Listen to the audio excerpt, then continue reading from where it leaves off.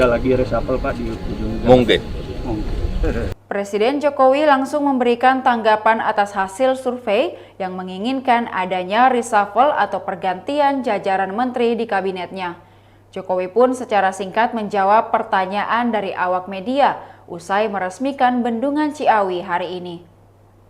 Jokowi mengatakan mungkin saja itu dilakukan, hanya saja Jokowi tidak menyebutkan kapan reshuffle tersebut akan dilakukan, apakah akhir tahun 2022 atau awal 2023. Menanggapi pernyataan Jokowi, Direktur Eksekutif Indonesia Political Opinion atau AIPO, Deddy Kurniasyah menilai menteri dari Partai Nasdem lah yang berpeluang kena reshuffle. Menurut Deddy, menteri dari Partai Nasdem memiliki peluang dicopot karena melihat dinamika politik terutama setelah Partai Besutan Surya Paloh itu mendeklarasikan Anies Baswedan sebagai calon presiden.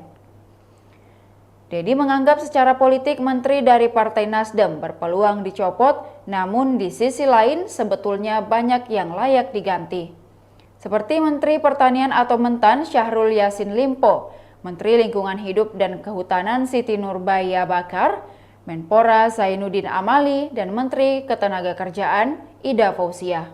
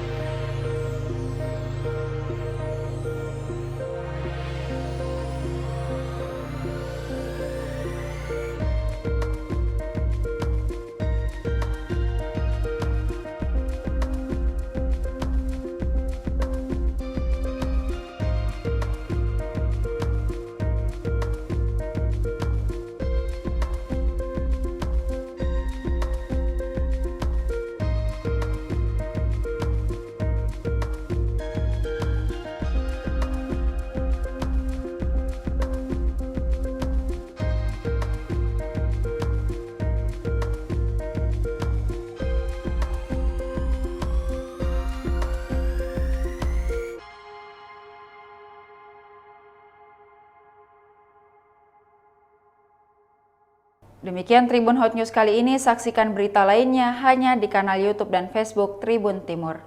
Terima kasih sudah nonton, jangan lupa like, subscribe, dan share ya!